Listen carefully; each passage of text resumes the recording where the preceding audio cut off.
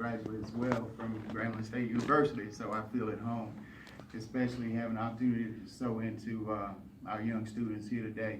I am serving in assistance to my brother in Christ, Brother Arthur Herbert here.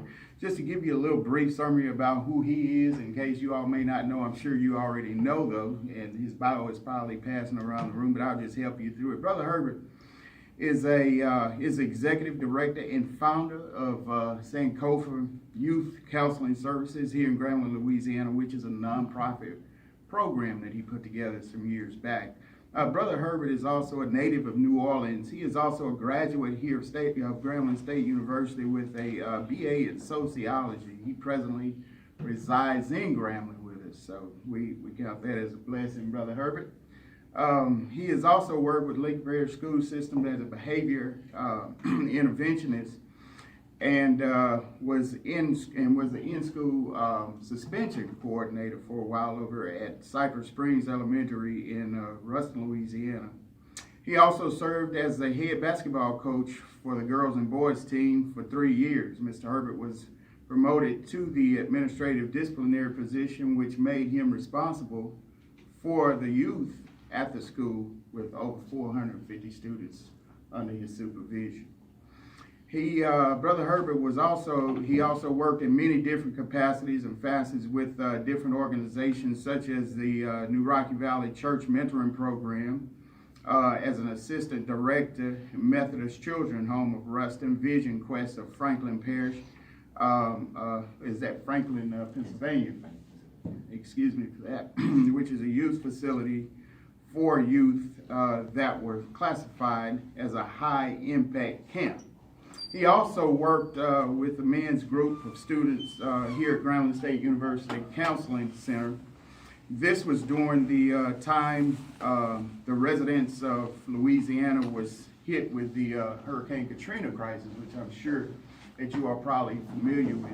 So his focus and concern for the elevation of the future generations is the utmost importance to him, and his commitment to the community and the upliftment of our people is an everyday process for Brother Herbert. I can attest to that. I've worked hand in hand with Brother Herbert for a number of years, and I must say I've learned a wealth of information just from being in the presence of him. So without further ado, I would like to introduce to you all the founder of Sankofa Youth Counseling Facilities here at Grambling State University. If we would help just welcome Brother Herbert here from the podium. Thank you. Good evening, gentlemen. Good evening. It's a blessing to definitely have this opportunity. So we're going to definitely just dive in. Not going to hold you guys long. A lot of food for thought, a lot of building blocks. So the whole purpose of why we're here is about male empowerment. You know, a lot of us see it in different ways. That's why we're here, to have a consensus of where we're going to go and how we're going to work as black men. As I pondered about this topic, I couldn't help but think about all we go through on a daily basis, whether you're in school, whether you're at work, whether it's your family, whether it's your children. And we're dealing with so many different aspects of life, but a lot of us are not clear on it.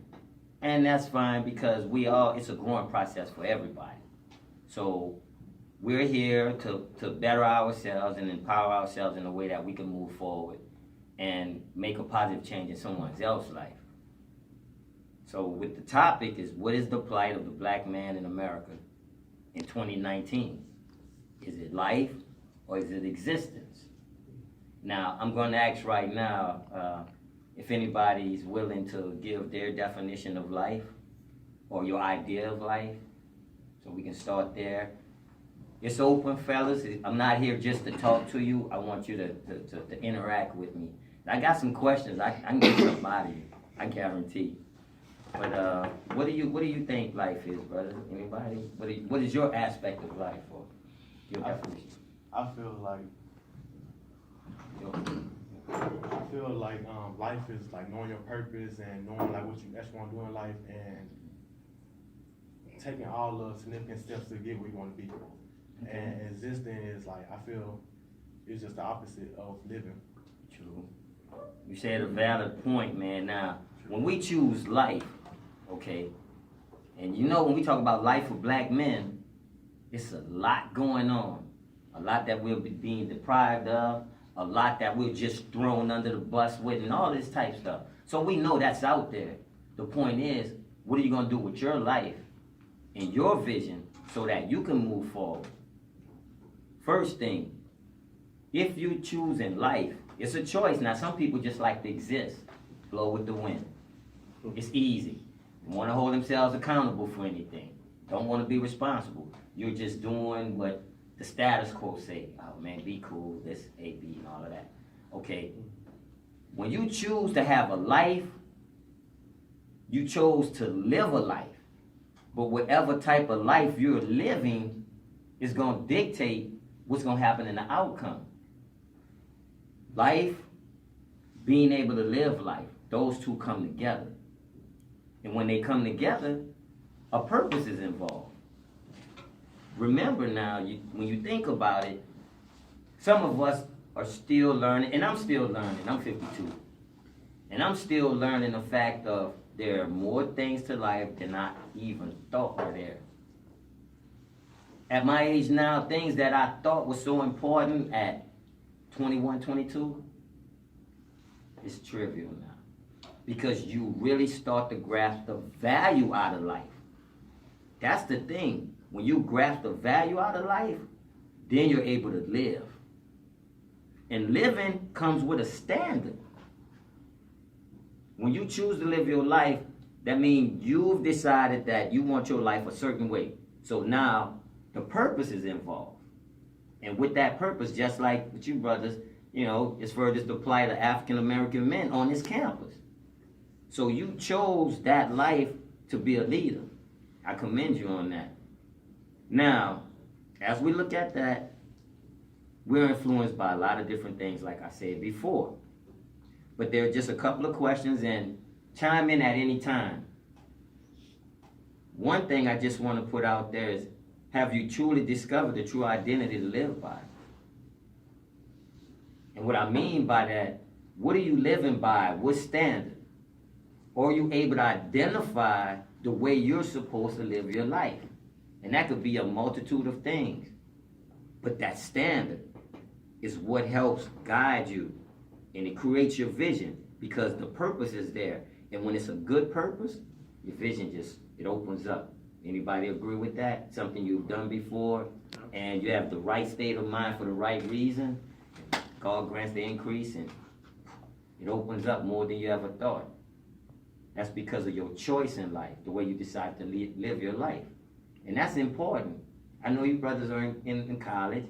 I was here, me and Brother Minister was here a while back, and yeah, we had our days, trust me, you know. Yeah, we really had our days. You know, I'll just say this, you know, I think statistics were a lot higher with females to males. I'll leave that right there. You know, but the whole thing is for you to discover your true identity. You have to challenge yourself. Don't wait till somebody may bring something to your attention and you don't even know it's a talent or a gift you have. Once you can identify that, you can move forward. Some of us are still learning what's our purpose in life. We don't know which way to go. Or say, for instance, I know when I was in school, I started out in computer science because that's what I wanted to do. But when I found out my true purpose, it was studying the behavior of human beings, which is sociology. And in sociology, you create an intervention. You don't try